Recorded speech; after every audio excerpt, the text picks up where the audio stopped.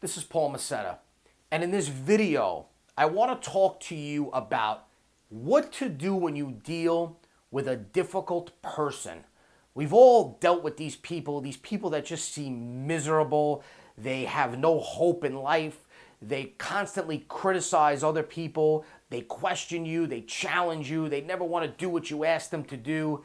It seems like their only goal in life is to torment other people. They are just difficult people. And so what I want to talk to you today about in this video is how to deal with those types of people.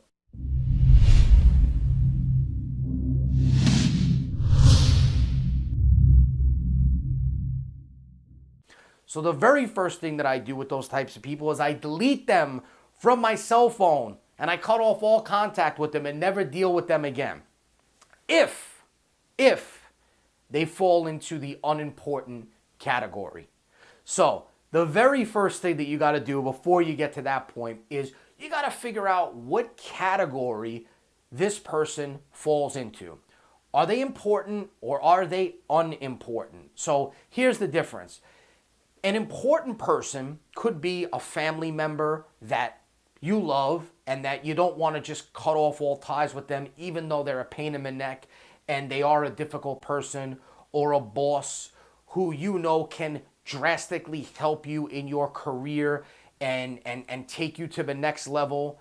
Or maybe it's a friend that you've just known for 20 or 30 years that you're very close with that does add some sort of value to your life in other places, but again, they're a difficult person and they're a pain in the neck. So if you decide first that the person is important to you, then you take the necessary steps to try to figure out how to deal with them when they become difficult. But if you look at this person and you assess the situation and you realize that this person is not important to you, there is absolutely no reason to continue communicating with them, to continue being friends with them, to continue to be acquaintances with them. Delete them from your phone, cut them off, erase them from your Facebook list, cut them off on Instagram, stop following them, stop listening to their garbage, and just get rid of them, okay? But once you've done that and you've gone through that process, now you're left with the people that are important and they're difficult, and you still got to deal with them, either because it's going to benefit you in some way financially or because you care about them. So how do you deal with those people? Well, first thing I want you to understand is that the map is not the territory. And so what that means is that if you had a physical map in your hand or a GPS system and you were looking at it, what would you see? You would see something that represents a physical location somewhere. But if you actually drove to that physical location, it would look drastically different than it does on the GPS or on the map. And that's because the map is different than the territory. Well, the same thing is true of the way people perceive the world. Each one of us has a mental map of the world around us. And so they say if you put an apple in front of 20 people, each person will perceive that apple slightly differently. And if you think about it, an apple is an objective thing. It's a fruit, it's red, we know what it tastes like, we know what it looks like, it's an apple. Yet 20 people would perceive it slightly differently. So you could imagine how different people perceive other things that are more subjective, like other people, like thoughts, like opinions, right? That could get really crazy and really difficult very fast. And so you have to realize that while this is the territory, reality is the territory, we all have a different map of that territory. We all see it in a different way. So the key is to first try to figure out how that person sees the world. Try to figure out what their belief system is. Try to figure out what their attitudes are when it comes to certain things. And here's what I want you to realize, whether you believe it or not, because sometimes I know I could see people do things and I say to myself, how could that person possibly do that? Or what was on their mind when they did that? What were they thinking? Or are they out of their mind? And here's the reality.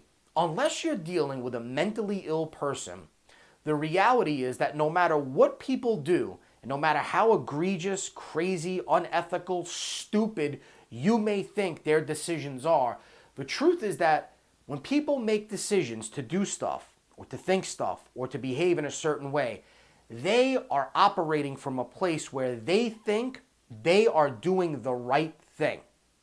So even people that do terrible things still believe somewhere in the back of their mind that that thing that they're doing is going to benefit them in some way, even if they know it's wrong. So like a person who's an alcoholic, who's addicted to alcohol, and it's ruining their lives, right? They're destroying their health with it. They're running out of money with it. They're losing jobs because of it. They're not showing up. It's having all this negative impact on them, yet they continue to do it.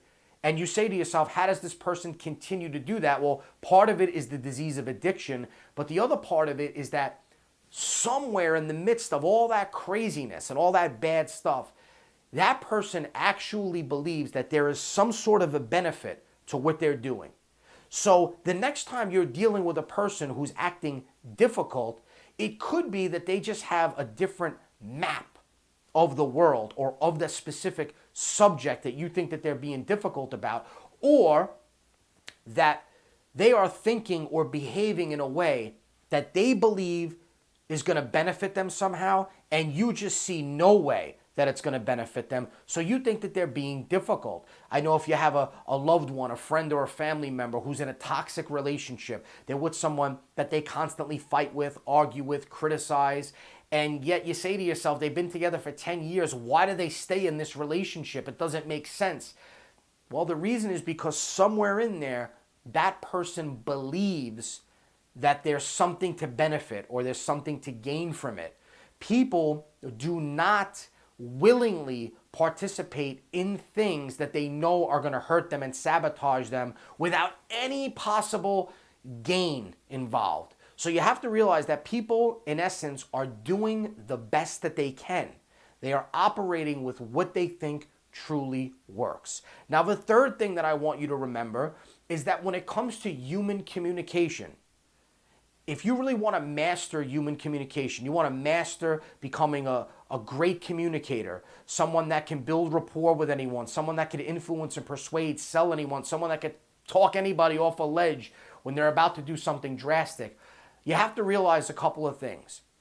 The first thing is that the meaning of all communication is the response that it elicits. So what that means is whatever you are communicating to someone, the meaning of that message is all based on how they respond to that message. So if they are responding in a way that doesn't make sense to you, you as the master communicator have to take ownership of that and say, okay, something that I'm doing is not working. Which leads me to the second thing. If something is not working, try something else. Don't keep using the same strategy or the same approach. Switch to something else. Which leads me to the third point, which comes down to flexibility. What I have found in over 20 years of studying human communication, NLP, psychology, influence, persuasion, salesmanship, how people make decisions, thoughts, attitudes, beliefs, behaviors, is that the person that has the most flexibility in the system ultimately influences the system.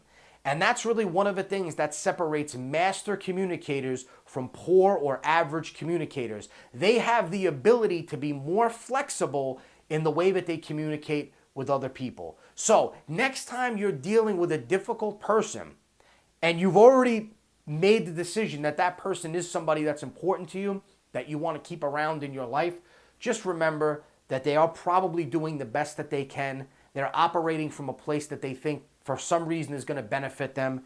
They probably just have a different map of the territory or the subject or the topic that you're talking about. And you as the communicator have to have the most flexibility.